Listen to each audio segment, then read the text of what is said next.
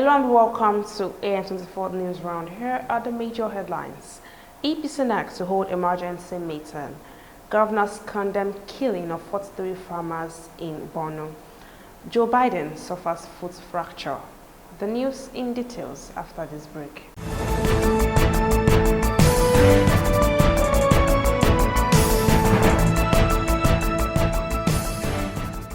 The National Youth Service Corps has denied the report that there had been rising cases of COVID-19 in its orientation camps across the country.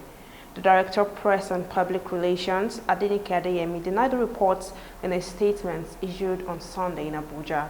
She said that the scheme had, in collaboration with the Nigeria Center for Disease Control, tested all the prospective corps members reporting to the camps, and those that tested positive to COVID-19 were isolated by the NCDC.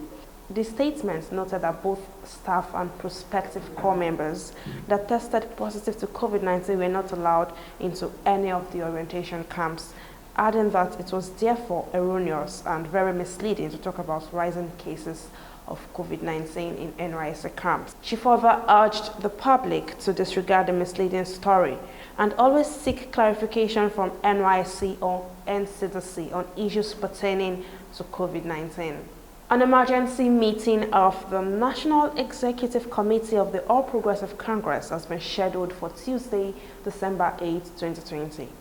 This was announced in a statement issued by Mr. Yekini Nabena, the APC Deputy National Secretary, on Sunday.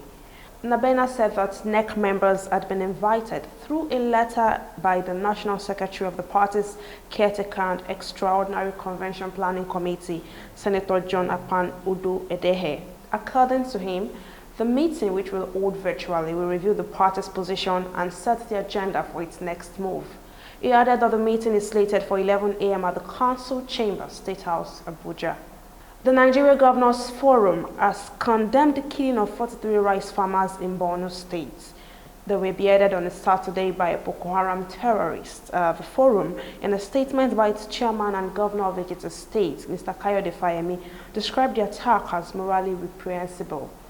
He noted that the incident brought back ugly memories of several dastardly attacks on soft targets in the states. He said that the method was consistent with the senseless bombings of busy markets, bus stations, schools, and abattoirs whenever the terrorists felt overpowered by the security outfits.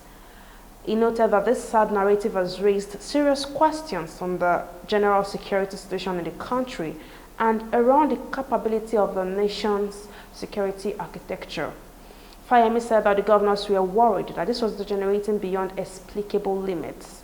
He further warned that the catalogue of destruction had an adverse effect on everything in the states and the country at large.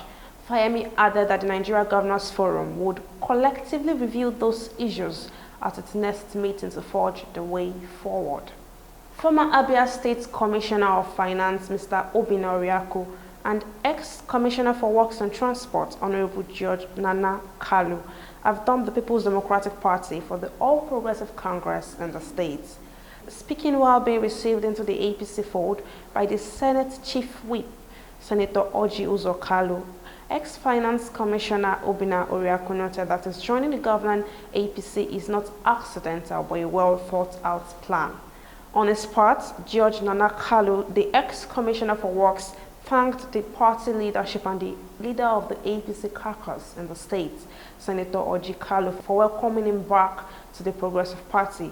He assured the leadership of his new party that he would work with other progressive minds in ensuring that APC formed the next government in Abia State come 2023. Welcoming the defected chieftains of People's Democratic Party, the Senate Chief Whip, Kalu, lauded the duo for the bold step. He said that he had been mandated by the National Caretaker Committee, led by Governor Malabuni, to woo progressive-minded people into the APC fold to ensure that the party won governorship seats in 2023 in Abia State.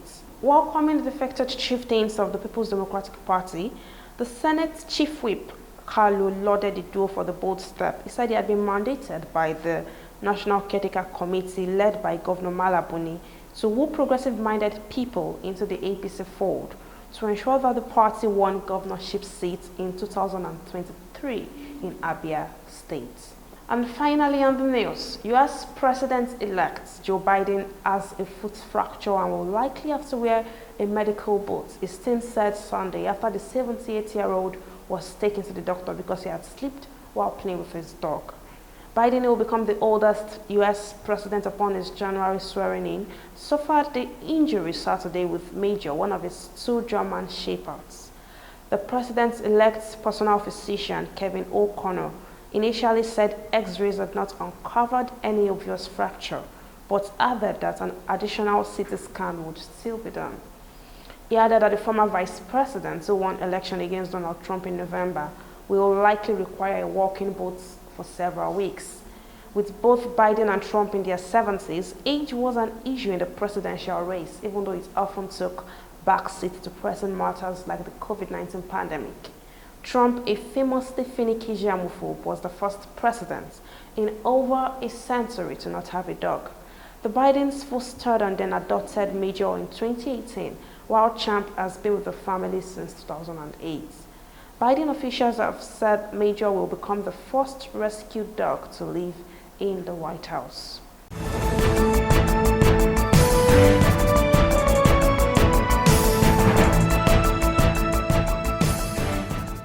And with that, we've come to the end of the news on AN24 TV. Thank you for watching.